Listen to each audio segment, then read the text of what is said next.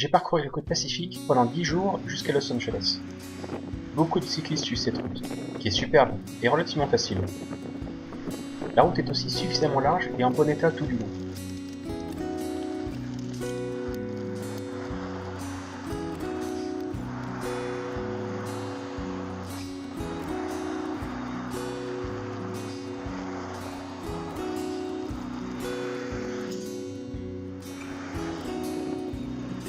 À cette saison, le vent dominant vient du nord, ce qui a facilité le parcours. Pour autant, je vais connaître mon premier jour de vent contraire vers Castroville, dans une plaine maraîchère juste avant Monterey.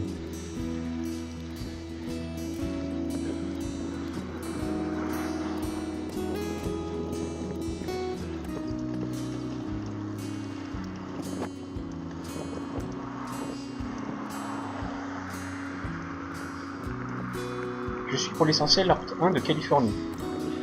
Ce n'est pas la route la plus empruntée pour aller de San Francisco à Los Angeles en voiture. Et j'utilise plutôt la 101 à l'intérieur des terres. Je vais emprunter celle-ci un peu avant Santa Barbara. Il y aura alors beaucoup plus de trafic.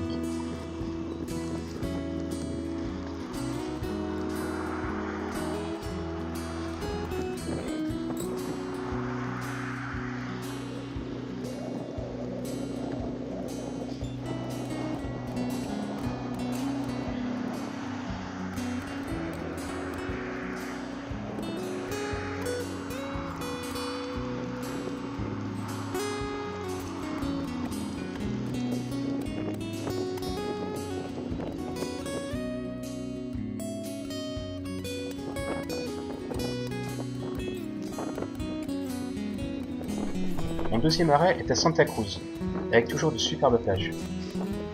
Dès cet arrêt, je commence à renvoyer du matériel en France, notamment beaucoup de vêtements.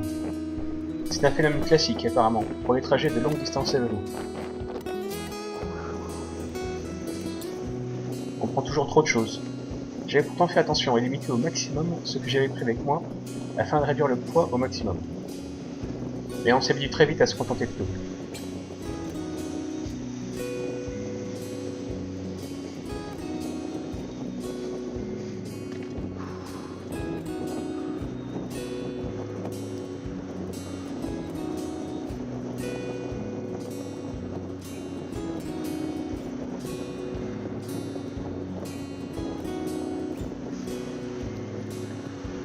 Puis juste après, je passe par Monterey.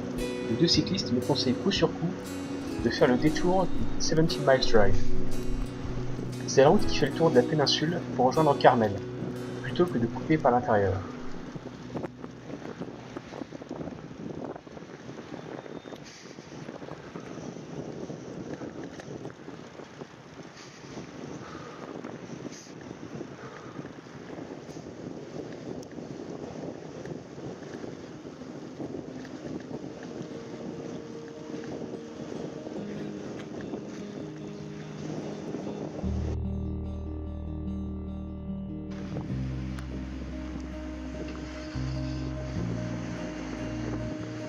Dès le départ, c'est une magnifique série de plantations le long de l'océan, et beaucoup de récifs.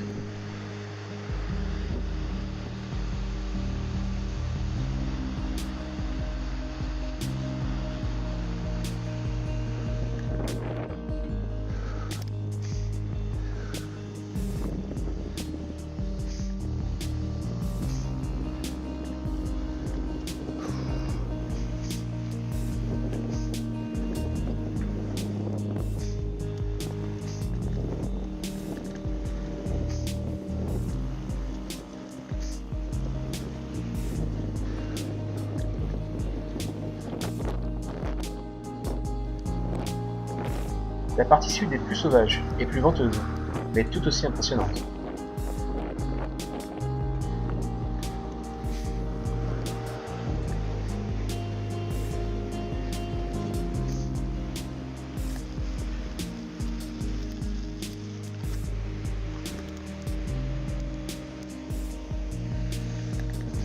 Enfin, juste avant d'arriver à Carmel, petite ville dont Clint Eastwood fut le maire, c'est une longue série de riches maisons, version locale de Beverly Hills.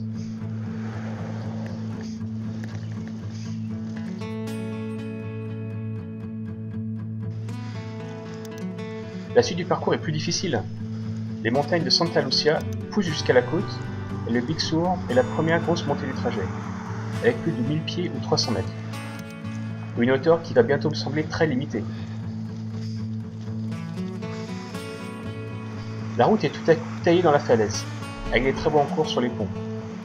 Heureusement, la circulation reste assez faible. Les conducteurs américains sont dès le départ très sympathiques envers les vélos.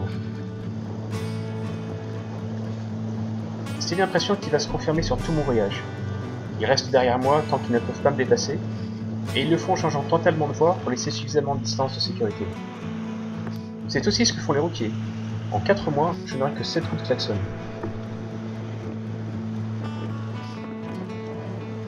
Et inversement, beaucoup d'entre eux me font un signe, un encouragement, surtout quand ils me voient peiner à monter une côte. C'est aussi le cas de la plupart des motards. Une surprise bienvenue et un changement majeur par rapport à la France.